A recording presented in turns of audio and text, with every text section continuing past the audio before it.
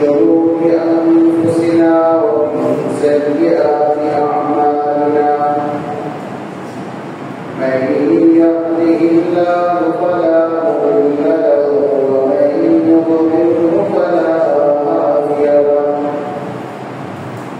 ونشهد أن لا إله إلا الله وحده لا شريك له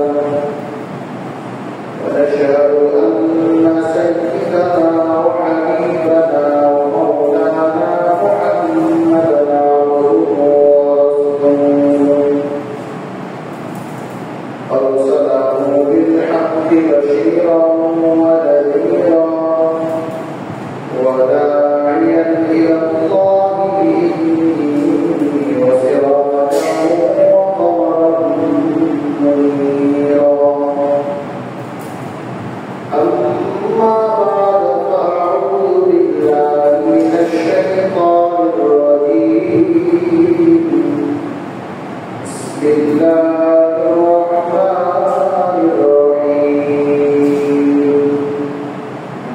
قل إن صلاتي ونسكي ومحياي ومماتي لله رب العالمين اللهم صل على محمد وعلى آل محمد كما صليت على إبراهيم وعلى آل إبراهيم إنك حميد مجيد اللهم بارك على محمد وعلى آل محمد كما باركت على إبراهيم وعلى آل إبراهيم إنك حميد مجيد ربي زدني علما رب اشرح لي صدري ويسر لي أمري واحلل عقدة من لساني يفقهوا قولي وبك نستعين يا فتاح محترم মুসলিম کرام মহান আল্লাহ পাকের দরবারে অসংখ্য অগণিত শুকর যে মহান প্রতিপালক আপনাকে আমাকে জীবনে প্রথম জুমা আমাদের একসাথে হওয়ার তৌফিক দিয়েছেন শুকর আদায় করি আলহামদুলিল্লাহ মুহতারাম হাজিরিন জীবনে চাঁদ উঠে গেছে আমাদের বাংলাদেশ সহ আমাদের অঞ্চলে ঈদুল আযহা অনুষ্ঠিত হবে 7 জুন অর্থাৎ আগামীকাল শনিবার পরের শনিবার আর মক্কাতুল মুকাররমায় আগামী বৃহস্পতিবারটা হলো ইয়াউমুল আরাফা যেটাকে হজের দিন বলা হয় আর তারা ঈদুল আযহা তাদের জন্য সেটা হচ্ছে শুক্রবার জুমার দিন মুহতারাম হাজিরিন মহান আল্লাহ পাক রব্বুল আলামিন বাইতুল্লাহকে ঘিরে সারা পৃথিবীর সকল মানুষকে একটা কেন্দ্রবিন্দুতে আনার চেষ্টা করছে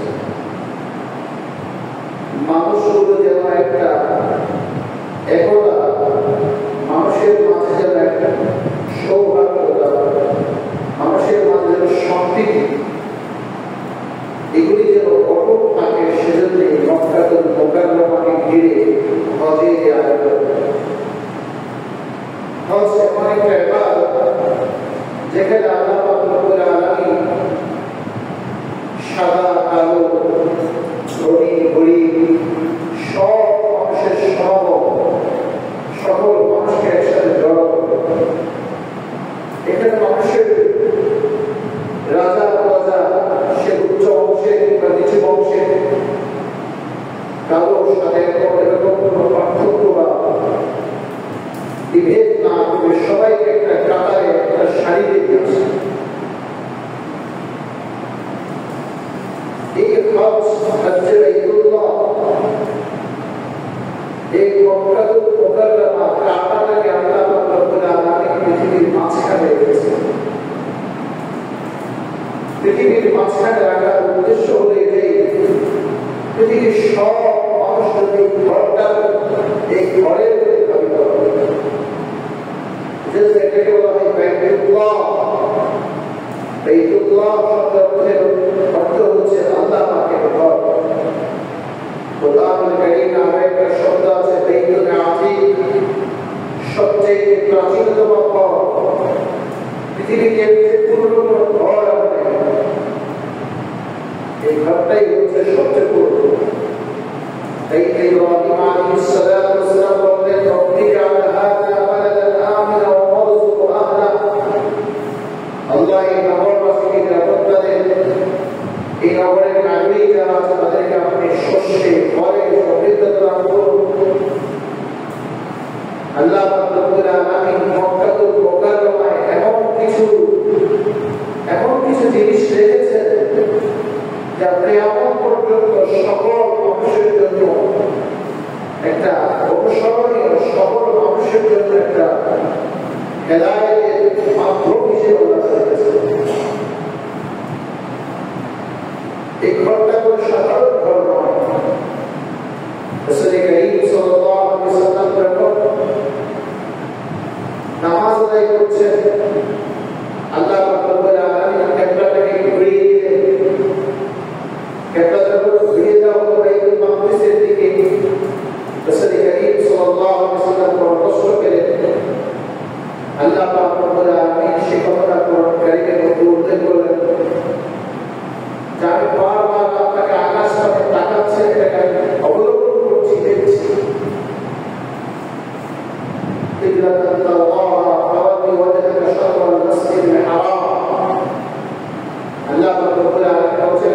আপনি যে বারবার আকাশ পানে তাকাচ্ছেন, আপনি কি জন্য আকাশের দিকে তাকান সেটা আমি বুঝি। আপনি চাচ্ছেন বাইতুল মাকদিস থেকে কিবলাটাকে ঘুরিয়ে দেওয়া, মসজিদে হারাম থেকে ঘুরিয়ে দেওয়া হবে। আপনার এই ইচ্ছাটাকে পূরণ করছে। আমরা সকলেই মনে করি বাইতুল মাকদিস এটা মনে হয় আমাদের সবচেয়ে গুরুত্বপূর্ণ, এটাকে অনেকে প্রথম কিবলা বলে। সবচেয়ে গুরুত্বপূর্ণ জায়গা হচ্ছে বাইতুল্লাহ। এই কাবাকে সামনে রেখে এই হারামের ভিতরে কোনো মানুষ যদি এক রাকাত নামাজ পড়ে, হাদিসের মধ্যে আসছে 1 লক্ষ রাকাত নামাজ আদায় করলে যে নেকি সওয়াব পাওয়া যায়, আল্লাহ রাব্বুল আলামিন 1 রাকাত নামাজ পড়লে সেই সওয়াবগুলো আমলনামায় দিয়ে দেন। বাইতুল মাকদিসে কোন মানুষ যদি 1 রাকাত নামাজ পড়ে, হাদিসে আসছে বাইতুল মাকদিসে 1 রাকাত নামাজ পড়ার কারণে সেই মানুষটাকে 50,000 রাকাত নামাজ আদায় করলে যে নেকি সেটা পাওয়া যায়। মসজিদে হারাম, মসজিদে নববী, মসজিদে নববীতে বলা হয়েছে, মসজিদে নববীতে কোনো মানুষ যদি 1 রাকাত নামাজ আদায় করে, তাহলে রাসূল কারীম সাল্লাল্লাহু আলাইহি ওয়াসাল্লাম বলেছেন 50,000 রাকাত নামাজ আদায় করে সওয়াব পাবে। আর এটাও রিওয়ায়াতে আসছে কোনো মানুষ যদি বাইতুল মাকদিসে নামাজ পড়ে, তাহলে 25,000 রাকাতের নামাজ সওয়াব পাবে।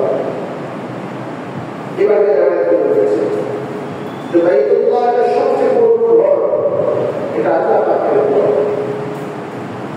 এটাও কথিত আছে যে আল্লাহ পাকের আরশ আসীম যেটা, এটা সরাসরি এই বাইতুল্লাহের উপরেই রয়েছে। বাইতুল্লাহর পাশে আছে মাকাম ইব্রাহিম, হাকিমে কাবা।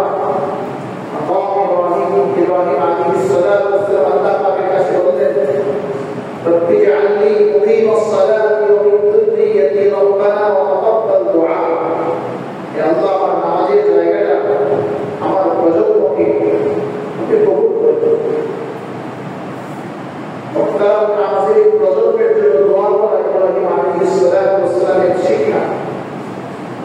আজকে আমরা সন্তানের জন্য যে পরিমাণ চেষ্টা করি, প্রত্যেকটা বাবা মা অভিভাবক সন্তানের পেছনে যে সময় আর রক্ত ব্যয় করি, আমরা সন্তানের জন্য সে পরিমাণ দোয়া করি না।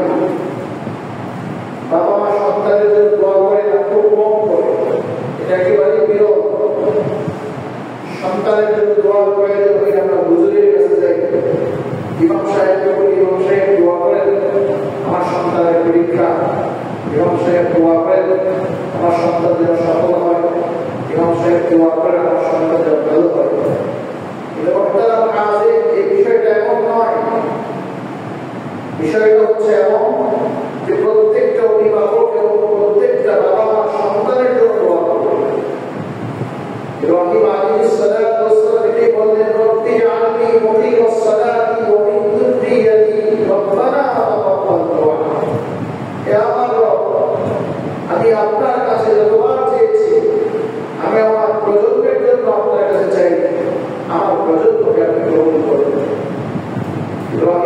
আলাইহিস সালাতু ওয়াস সালাম নিজের কাজের সাথে নিজে যখন কাজ করেন তখন সন্তানকে সাথে দিয়েছেন। আজকে আমরা আমাদের মধ্যে এটা একটা ভুল, এটা আমাদের প্রত্যেক অভিভাবকের মারাত্মক ভুল। আপনি কাজ করছেন কিন্তু আপনার কাজের সাথে সন্তানকে সম্পৃক্ত করছেন না। মনে করছেন আমার সন্তান শুধু সে পড়াশোনাই করুক, তাকে আমাদের কষ্ট দেবো কেন? সেজন্য দেখবে অনেক ক্ষেত্রে যখন মেয়ে বিবাহের জন্য মেয়ে দেখতে যাওয়া হয় তখন মা এবং বাবা বলে আমার মেয়েটাকে ঘরে কোনো কাজ করবো কিছুই করে দেবে, কখনো রান্না বান্না করে না, তখন নিজের ভাতটুকু নিয়ে খায় না, তার মা তার সব কিছু করে দিতে পারে। এটা আজকাল পরিবারগুলো মনে করে ভালো না, এটা ভালো নয়, এটা ভালো নয়। এটা হলো সন্তানকে নিষ্কর্ম, তাকে কর্ম না করার সবচেয়ে বড় একটা পথ বেছে নেওয়া হয়েছে, সন্তানকে কাজ করতে না। অথচ ইব্রাহিম আলাইহিস সালাতু ওয়াস সালাম যে কাজটা করেছেন, যখন এই কাবাকে পুনর্নির্মাণের কাজ হাতে নিলেন, ইব্রাহিম আলাইহিস সালাতু ওয়াস সালাম তার সন্তান ইসমাঈল আলাইহিস সালাতু ওয়াস সালামকে সাথে নিয়েছেন। মুফাসসিরিন কেরাম বলেন ইব্রাহিম আলাইহিস সালাতু ওয়াস সালাম রাজমিস্ত্রি কাজ করেছেন আর ইসমাঈল আলাইহিস সালাতু ওয়াস সালাম যুবক হিসেবে কাজ করেছেন। আর বাপ বেটা দুজনে মিলে কাবার পুনর্নির্মাণটা আল্লাহ তাআলার কাছে এত বেশি পছন্দের হয়েছে, আল্লাহ পাক রব্বুল আলামিন এই কথাটা কোরআনুল কারীমের মধ্যে নিয়ে আসেন, وَإِذْ يَرْفَعُ إِبْرَاهِيمُ الْقَوَاعِدَ مِنَ الْبَيْتِ وَإِسْمَاعِيلُ وَإِذْ يَرْفَعُ إِبْرَاهِيمُ الْقَوَاعِدَ مِنَ الْبَيْتِ وَإِسْمَاعِيلُ رَبَّنَا تَقَبَّلْ مِنَّا إِنَّكَ أَنتَ السَّمِيعُ الْعَلِيمُ। ইব্রাহিম আলাইহিস সালাতু ওয়াস সালাম তাকে বলেন, আল্লাহ আমি আমার সন্তান দুজনকে কাবা নির্মাণের কাজ করছি, আমি কাজ করি, আমার সন্তান আমার সহযোগী, এই যে আমাদের দুজনের কাজ, রব্বানা তাকাব্বাল, হে আল্লাহ হে আমার প্রতিপালক আপনি কাজটাকে কবুল করেন, মিন্না আমার পক্ষ থেকে, আমার এবং সন্তানের পক্ষ থেকে এই যে আমাদের সাধনা, আমার প্রচেষ্টা শুধু আপনি এটাকে কবুল করে নেন, ইন্নাকা আনতাস সামিউল আলিম, আমরা কি বলি তা আপনি জানেন, আমরা কি কাজ করি সেটাও আপনি জানেন। বাবাটা দুজন মিলে কাজ করছে, বাবা কাজ করছে, সন্তানকে সাথে নিয়েছে। দেখো আমরা সন্তানকে সাথে নিয়ে আমরা সন্তানকে আমাদের কাজের সাথে সম্পৃক্ত না করার কারণে সন্তান বাবার কষ্টের বাবা কতটা কষ্ট করে উপার্জন করে সে অনুভূতি তার মাঝে জাগ্রত হয়। সন্তান বুঝেও না আমার বাবা কতটা কষ্ট করছে, এজন্য সন্তানকে কাজে সম্পৃক্ত করুন। অন্তত আপনি যখন বাজার করতে যান, সন্তানকে সাথে নিয়ে যান, বাজারের ব্যাগটা তাকে ধরতে দেন, সবকিছু ঘরের এই যে লোক রাখা হয়, ঘরের সহকর্মী, স্ত্রীর জন্য একটা সহকর্মী রাখা হয়, আপনার নিজের জন্য একটা সহকর্মী রাখেন, অর্থাৎ যেটাকে আমরা বলি কাজের লোক। আমরা যেটাকে কাজের লোক বলি, অথচ তারা তো সহায়ক, সহযোগী। আমাদের পরিবারের মধ্যে সহযোগীর জন্য যে লোক আমরা নিয়ে থাকি, সবকিছু তাদের উপর নির্ভর না করে বরং আমি আমার সন্তানকে ওই শিক্ষাটুকু দেই, কন্যা সন্তানকে শিক্ষা দেন, সেটা রান্না করাটা শিখে, ঘরের ভেতরে সেটা মায়ের কাজ করবে, মায়ের কাজের সহযোগী হবে, বাবার সাথে সন্তান বাহিরে কাজ করবে, অন্তত বাবা যখন বাজার করতে গেলে হবে তখন বাবার সাথে সেই সন্তান বাজারের ব্যাগটুকু ধরে সে ঘুরতে বাবার কাছে।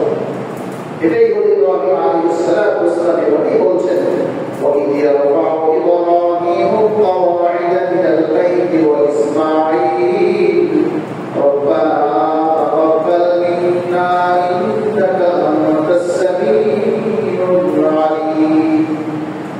এবার আমরা শিখব, সন্তানকে যদি আমরা সবাই আমাদের সহকর্মী হিসেবে বানাই, তাহলে আল্লাহ পাক রব্বুল আলামিন এই যে সন্তান সহযোগী হলো ইব্রাহিম আলাইহিস সালাতু ওয়াস সালাম বলেন, বাবা সন্তানকে সাথে দিনের কাজ করার জন্য আল্লাহর কাছে বলেন রব্বানা তাকাব্বাল মিন্না ইন্নাকা আনতাস সামিউল আলিম। ইয়া রব, আমার সন্তানকে আপনি কবুল করেন, আমার এই কাজটাকে আপনি কবুল করে নেন, আমাদের দুজনের সম্মিলিত প্রচেষ্টাকে আপনি কবুল করে নেন। আপনি আপনার সন্তানের জন্য, সন্তানের জীবনটা যেন ভালো হয়, ভবিষ্যৎটা যেন ভালো হয়, আপনি অর্থ ব্যয় করছেন, আপনি তার পেছনে অনেক সময় দিচ্ছেন, কিন্তু এই যে কাজটা, যে তার জন্য দোয়া করা এবং তাকে আপনার কাজের সঙ্গী বানানো, এটা হচ্ছে না, এটা হচ্ছে না। গ্রামের কৃষকেরা আগে এটা দেখা যায় যে গ্রামের কৃষকের এই কাজটা করত, গ্রামের চাষাদারা হাল চাষ করতে জমিতে চলে যেত, সন্তানকে সাথে নিয়ে যেত। তখন ছিল সন্তানের লেখাপড়ার প্রতি খুব কম মনোযোগী ছিল অভিভাবক। আজকে এই সময় সন্তানের প্রতি লেখাপড়ার প্রতি খুব মনোযোগ, বাবারা এতে করে অত্যন্ত সচেতন হয়েছে, সন্তানকে কর্মঠ করার প্রতি যে উদাসীনতা, এটা বৃদ্ধি পেয়েছে। প্রতিটি ঘাটতি ছিল তার লেখাপড়ার ব্যাপারে, বর্তমান ঘাটতি হচ্ছে সন্তানকে কর্মঠ বানানোর ব্যাপারে পিতা মাতার সচেতনতা। এই যে ঘাটতিগুলি আমাদের সন্তানটা কেন পিতা মাতার সাথে অসৎ আচরণ করে, কেন পরিবারের মধ্যে, কেন বাবা মায়ের সাথে সন্তানের যে একটা হৃদ্যতাপূর্ণ সম্পর্ক হওয়ার কথা, কেন হচ্ছে না? এই জন্য হচ্ছে না। সারাদিন ব্যস্ত থাকি আমরা, সন্তানকে সময় দেওয়ার মতো সুযোগ আমাদের সময় তুলে দেয়। অথচ ইব্রাহিম আলাইহিস সালাম দিন চলে গেলেন, তবু সন্তানকে সাথে নিয়ে কাজ করেছে।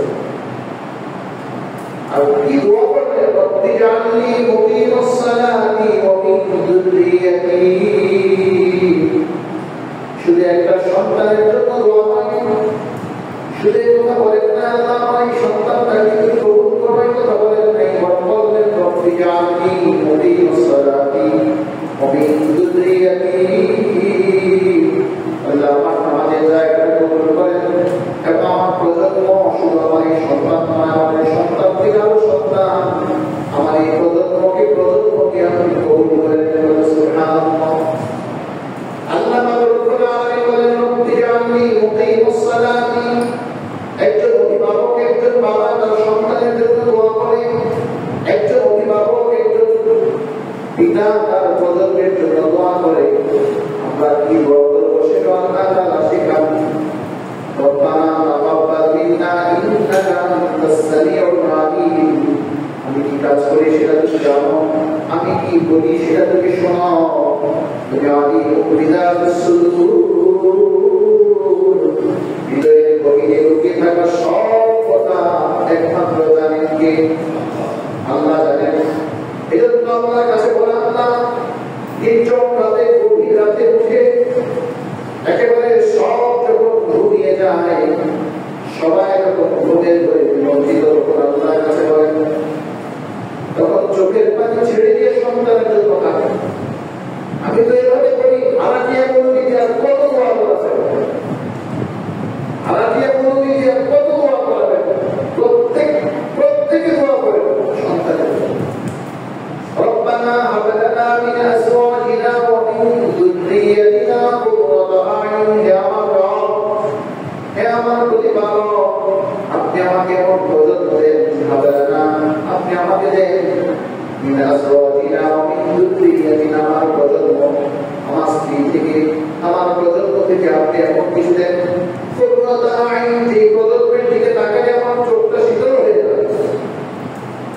আমার সন্তান আপনি কত বড় শিক্ষিত বানাতে চান, আপনি কত বড় শিক্ষিত বানাতে চান, সে যত শিক্ষিত হবে, আপনি কি জানেন যে শিক্ষিত হলেই সন্তান মানুষ হয় না? আপনি পৃথিবীর সবচেয়ে উন্নত শিক্ষা দিতে আপনি দেন, উন্নত বিশ্ববিদ্যালয়গুলো যদি পড়ান, আপনি কোন বিশ্ববিদ্যালয়ে পড়াবেন? আমি তো স্পষ্ট করি, আপনি আপনার কাছে কি চাচ্ছেন? আপনি সন্তানকে আলেম বানাতে চাচ্ছেন, কিন্তু আপনি কি জানেন সন্তান আলেম হলেই যে ভালো হয় না, আলেম নামক জালেমও আছে। আপনি যে চাচ্ছেন, আপনার কাছে কি চাচ্ছেন? আপনি বলেন আল্লাহ আপনার চোখের শীতলতা আমার সন্তানের দিকে তাকাই চোখটা জড়িয়ে যাবে, এমন সন্তান আপনার কাছে যাবে। আপনি সন্তান ডাক্তার হোক চাচ্ছেন, আপনি সন্তান ভালো একটা এই চাকরিজীবী হোক চাচ্ছেন, আপনার সন্তান ভালো একটা ব্যবসায়ী হোক এটা আপনি চাচ্ছেন, এগুলি একটাও যে আপনার চোখ জুড়িয়ে যাবে এমনটা তো নাও হতে পারে, এমনটা তো নাও হতে পারে। আমার কথা শুনে কেউ আপনি কষ্ট নেবেন না, খোলামেলা বলি কথা, এবং আমি যেটা বলি বাস্তব সম্পর্কে কথা বলি। আপনার সন্তান একটা আলেম হলো, কিন্তু সে আলেম যদি আপনার জন্য বিপদের কারণ হয়ে দাঁড়ায়, সে হকটাকে হক করল না, সে মিথ্যাকে মিথ্যা বলল না, সে হালাল আর হারামকে পার্থক্য করে চলল না, সে বরং তার এই কোরআনের শিক্ষা হাদিসের শিক্ষাটাকে সে বাজে পথে ব্যবহার করে সে কোনো জালেমে পরিণত হয়েছে। আপনার সন্তানকে আপনি দুনিয়াবি শিক্ষা দিচ্ছেন, তাকে ডাক্তার বানালেন, ডাক্তার কষায় হয়েছে। আপনার সন্তানকে আপনি একজন ভালো অ্যাডভোকেট লয়ার বানালেন, আপনার সন্তান সকল অপরাধীর পক্ষে দাঁড়িয়ে তাকে বেকসুর খালাস করে দেয়। আপনার সন্তান রাজনীতিবিদ হয়েছে, সে রাজনীতির নামে মানুষের জুলুম করে, নিপীড়ন করে। আপনার সন্তান জনপ্রতিনিধি হয়েছে, কিন্তু জনপ্রতিনিধি হয়ে মানুষের হক নষ্ট করে, মানুষের উপর ত্রাস সৃষ্টি করে, মানুষের মধ্যে ভীতি সঞ্চার করে। আপনার সন্তানকে কি করবে বলেন? আপনার সন্তান বড় অফিসার হয়েছে, কিন্তু সে চেয়ারে বসে সে নিজেকে ভাবে সে একজন বাদশা হয়ে গেছে। সে তো ভাবে না যে আমি মানুষের সেবক, আমি একজন চাকর। সে চাকরি করে এই চিন্তা তার মাথায়, আমি তো চাকর, আমি তো বড় কিছু না। যে মানুষগুলো আমার সামনে আসে তারা প্রত্যেকে ট্যাক্সের বিনিময়ে আমার বেতন হয়, আমি প্রত্যেকের চাকর, আমি তাদের বস করি। এই ভাবনা তার মাথায় আসে না। তাহলে বলুন আপনার সন্তান কিভাবে আপনার জন্য চোখের শীতল হবে? সে তো আপনার জন্য বিপজ্জনক হয়ে যাবে। إذا مات الناس انقطع عمله। নবী আলাইহিস সালাতু ওয়াস সালাম বলেন, মানুষ যখন মরে যায় তার সব আমল বন্ধ হয়ে যায়, ইল্লা সালাত, মাত্র তিনটা আমল চালু থাকে। ওয়ালাদুন সালিহ, এমন একটা নেককার গুণবান সন্তান যদি রেখে যায়, যে সন্তান মানুষের সাথে ভালো ব্যবহার করবে, মানুষের হক যথাযথভাবে আদায় করবে। ওয়ালাদুন সালিহ, সে গুণবান হবে, নেককার হবে। আও ইলমুন ইনতাফাউ বিহি, এমন বিদ্যা আসে রেখে যায় যে বিদ্যা মানুষ চর্চা করে, যে বিদ্যাটা, যে জ্ঞানের মাধ্যমে মানুষ সেবা হবে। আপনি জমি মাপতে পারেন, যেমনি বুঝেন, আপনি জমি মাপটা বুঝেন। এখন আপনি জমিটাকে এত সুন্দর করে মাপজোক করে দেন যাতে কোনো কলহ বিভেদ তৈরি না হয়। প্রজন্মকে প্রজন্ম আপনার এই জ্ঞানের দ্বারা উপকৃত হচ্ছে। আপনি জমিটাকে এমন ভাবে মেপে দিলেন, একটা দাগ আরেকটা ভিতরে ঢুকাই দিলেন, ভাগ বাটোয়ারা এমন ভাবে করলেন, আপনি সুষম বন্টন না করে বন্টন পক্ষপাতমূলক বন্টন করলেন।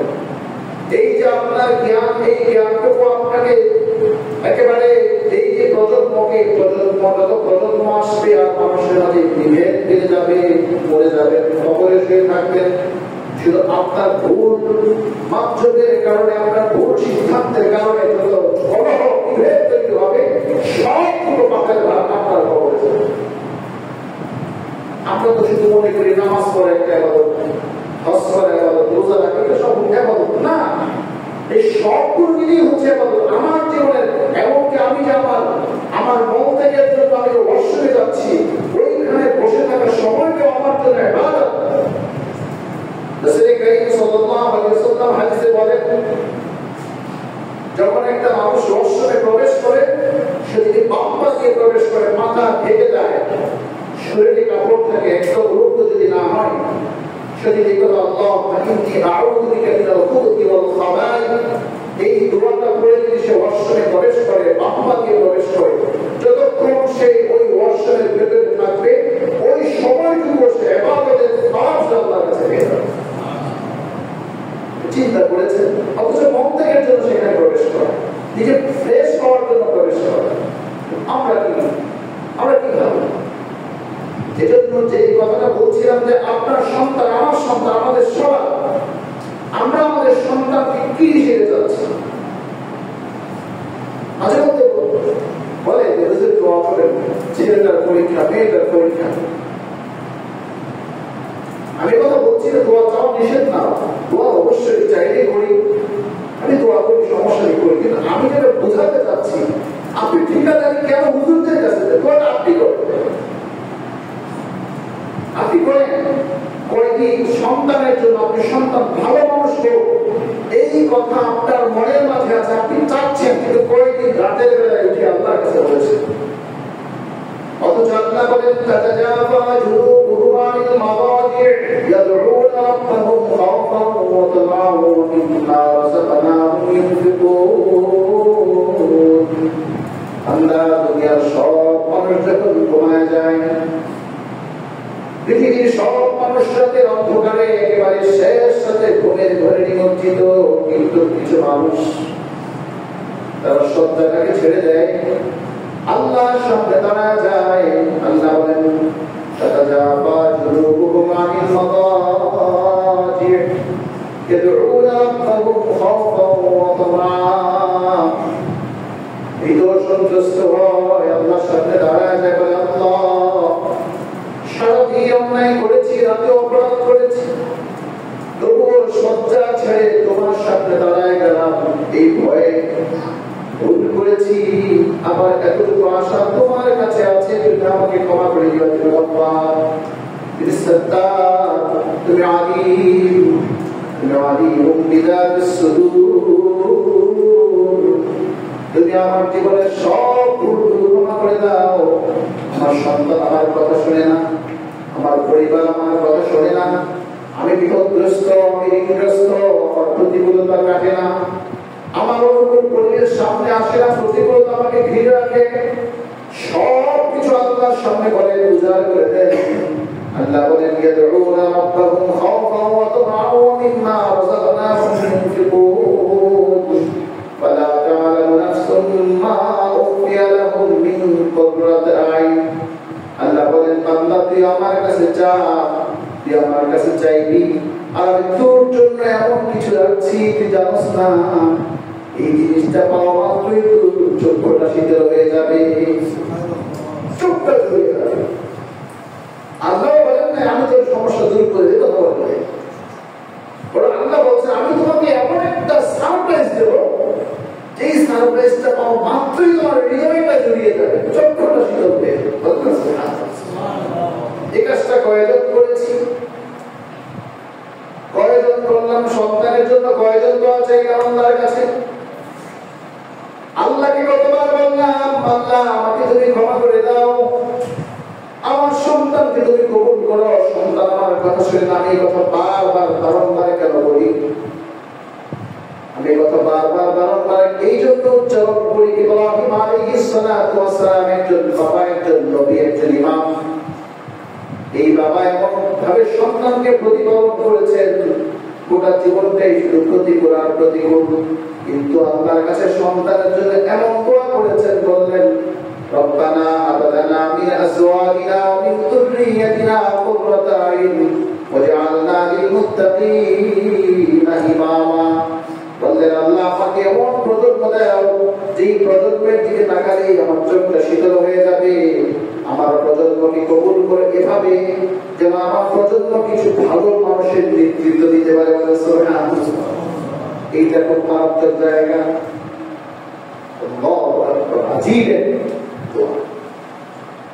আপনি যখন খুব গর্বিত মনে করেন আমার সন্তান রাজনীতি অমুক দলের সভাপতি অমুক, না না, ইব্রাহিম আলাইহিস সালাতু ওয়াস সালাম এটা বলেন নাই। ইব্রাহিম আলাইহিস সালাতু ওয়াস সালাম আল্লাহর কাছে বললেন আল্লাহ আমার একটা আমাকে এমন প্রজন্ম দেন চোখটা জড়িয়ে দেন, আমার প্রজন্মকে ভালো মানুষের নেতৃত্ব দেওয়ার মতো যোগ্যতা দেবে, চোরের নেতৃত্ব নয়, ভালো মানুষের নেতৃত্ব হয়েছে,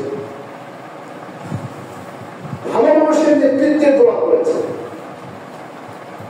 وجعلنا للمتقين إماما, আশ্চর্য কথা, وجعلنا للمتقين إماما, মুত্তাকিন মানে তাকওয়া, আল্লাহ ভীরুতা যাদের ভেতরে আছে, ওই ভালো মানুষের নেতৃত্ব দেওয়ার যোগ্যতা দেওয়া না হবে। কারণ ব্যাপারটা বোঝার চেষ্টা করুন। আশ্চর্য একটা, চোরের নেতৃত্ব কখনো ভালো মানুষ দিতে পারে না, কারণ চোরেরা সবাই মিলে তাকেও চোর বানায় গেছে। হয়তো চোর বানাবে, হয়তো তাকে চোরে একটা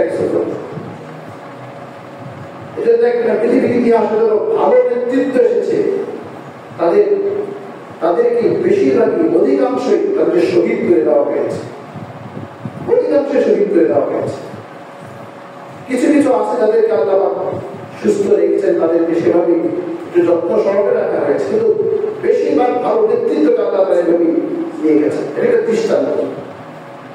ইব্রাহিম আলাইহিস সালাতু ওয়াস সালাম আল্লাহর কাছে এটাই চেয়েছেন যে আল্লাহ ওয়াজআলনা লিল মুত্তাকিনা ইমামা, আমার সন্তানকে ভালো নেতা হিসেবে কবুল করুন। এজন্য প্রত্যেকের কাছে আমি আজকে যে বার্তাটা দিতে যাচ্ছি, তিনটা বার্তা, আজকের জুমা থেকে তিনটা বার্তা। এক হচ্ছে ঐক্য। হজ্জে বাইতুল্লাহ আমাদেরকে জিনিসটা শিক্ষা দেয়, সকলকে এক কেন্দ্রবিন্দুতে নিয়ে এসে একটা প্ল্যাটফর্ম, একটা কাতার, একটা দলবদ্ধ করাই হলো এই হজের মূল উদ্দেশ্য। এজন্য প্রত্যেকেই চেষ্টা করুন বিভেদ গুলিকে ঐক্যবদ্ধ হয়ে আমাদের দেশ সার্বভৌমত্ব রক্ষার জন্য সকলেই ঐক্যবদ্ধ থাকার চেষ্টা করবো, পারবো না ইনশাআল্লাহ। এটা হলো একটা বার্তা। দ্বিতীয় বার্তাটা হচ্ছে সন্তান, নিজের প্রজন্ম আপনি কেমন চাচ্ছেন। আল্লাহর কাছে সুনির্দিষ্ট দিক না যে আপনি একটা জিনিস চান, আল্লাহ আমার সন্তানকে আমি যে চেষ্টা করছি, যে শিক্ষা দিচ্ছি, এই সব কিছু থেকে সমৃদ্ধতা দান করে আমার সন্তানকে এমন ভাবে গড়ে ওঠার তৌফিক দেন যেন সন্তানের দিকে তাকাই আমার চোখটা জুড়িয়ে যায়, হৃদয়টা শীতল হয়ে যায়। এটা হচ্ছে একটা বার্তা। তৃতীয় বার্তা হচ্ছে যেটা, আপনার সন্তান যেন আল্লাহর কাছে কবুল হয়, সেজন্য আপনার কাজের সহযোগী হিসেবে সন্তানকে গ্রহণ করুন। আপনার কাজ, আপনার কষ্ট সন্তান যেন উপলব্ধি করতে পারে, আপনার প্রতিকূলতা যেন সন্তান উপলব্ধি করতে পারে, তাহলে আপনার সন্তান তার জীবনে যখন প্রতিকূলতা আসবে, সেই প্রতিকূল পরিবেশে নিজের চরিত্রকে নষ্ট না করে দৃঢ়তার সাথে, সৎ এবং নিষ্ঠার সাথে সেই প্রতিকূলতাকে মোকাবেলা করে একটা অনুকূল পরিবেশ বের করার মতো যোগ্যতা আল্লাহ তাআলা দান করবেন। এটাই হলো আজকের আয়াতের কথা। ربنا هب لنا من ازواجنا ومن ذريتنا قرة اعين واجعلنا للمتقين اماما। দোয়া করবেন প্রত্যেকের সন্তানের জন্য, আল্লাহ যেন আমাদের প্রত্যেকের প্রজন্মকে ভালো এবং পূর্ণবান হওয়ার তৌফিক দান করেন। ওয়া আলাইনা ইল্লা বালাগ।